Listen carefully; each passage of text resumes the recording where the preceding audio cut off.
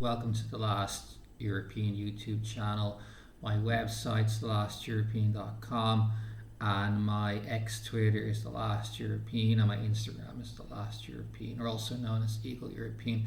Today I'm going to cover the topic of migration, and I'm going to couple that with social housing and the fertility rate, and along with, so that's migration, fertility rate, social housing, and asylum. And you might wonder why I'm doing these four distinct topics. Well, it's because I think these are all very interrelated and intermingled. So we start, for example, with the housing, social housing. You've seen that throughout Europe, rents and mortgages have been on the rise, particularly in the last 10 years. In many countries throughout Europe, we're looking at low to middle income earners paying anywhere from 50% to 90% of their salary, and then having very little money for medical care, childcare, and other necessary living needs.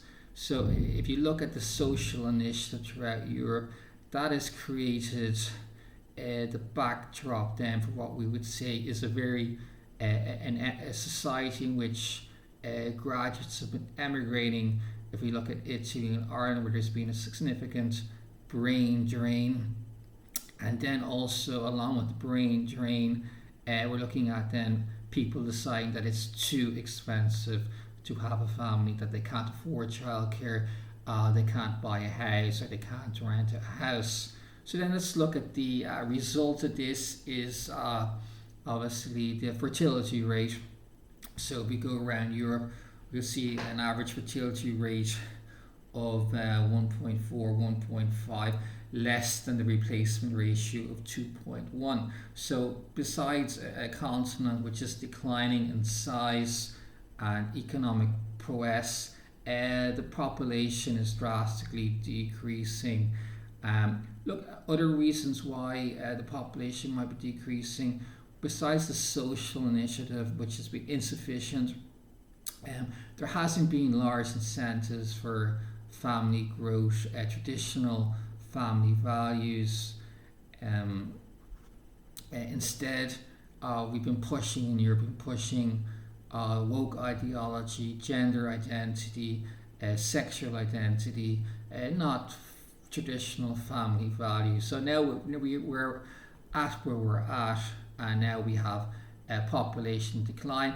And of course, then the quick fix is okay, we need to fill people, we need workers, and where are we going to get them from? So we have illegal migration, we have a humanitarian process where people can come if they're seeking aid under the various Geneva Conventions or the European Convention on Human Rights, where they're at a danger or risk that is deemed to be protected within our jurisdictions.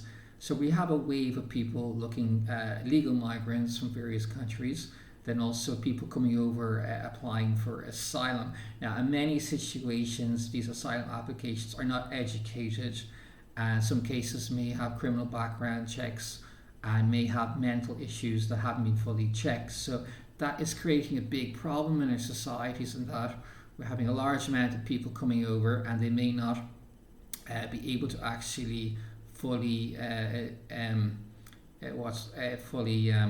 contribute to society.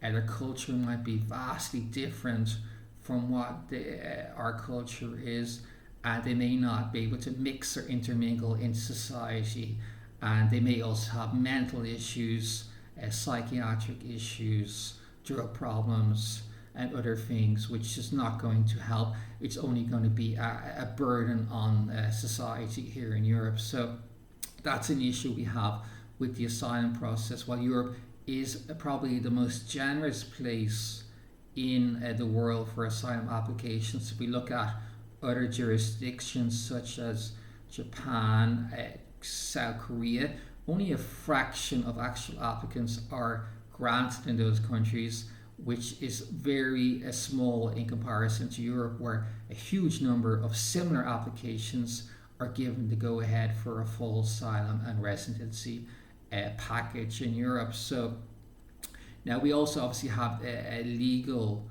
migration, which is obviously the way to go about it, because we're going to get those people who can fill those vacancies, who are skilled enough, where there is a population deficit.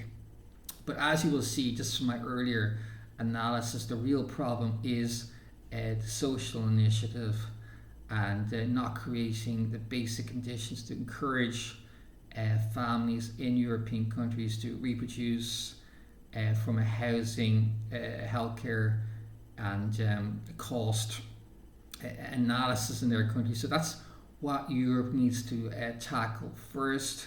Now you will see in Europe there's a lot of demonstrations or anti-asylum demonstrations because it's causing a lot of tension.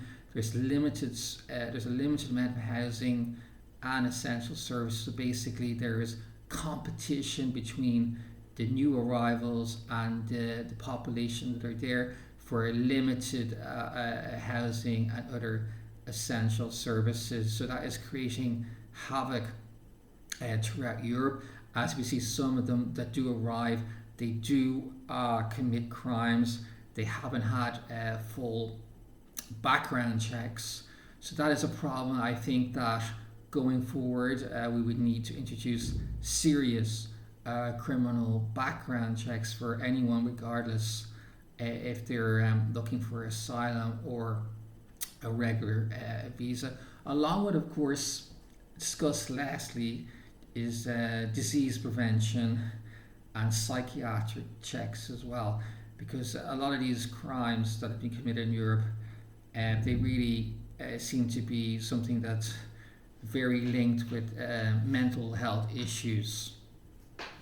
That's what I have to say today on this topic of how these four what seemingly distinct topics are very related: the fertility rate, housing, social housing, asylum in Europe, and migration. And that's very important now because we have the migration pact in Europe coming into effect in 2026. You will see countries, for example, such as Hungary, and which is doing actually has less crime than some of its neighbours due to its more restrictive approach in this regard.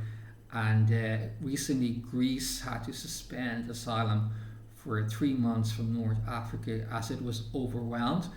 And I believe this is actually quite prevalent throughout Europe, is that a lot of European countries have a serious backlog of applications, don't have sufficient housing for the local populace, and a complete suspension of the asylum process would actually be, whether that be temporary or for a period of time, say 3 to 6 months, like Greece needed to do, would be beneficial moving forward for most European countries. So that's what I have to say today. There's more on my website, thelasteuropean.com, or my Twitter at EagleEuropean. It's possible to go on my website and make a donation to help me and contribute to this to these videos on my website. Well, thank you very much.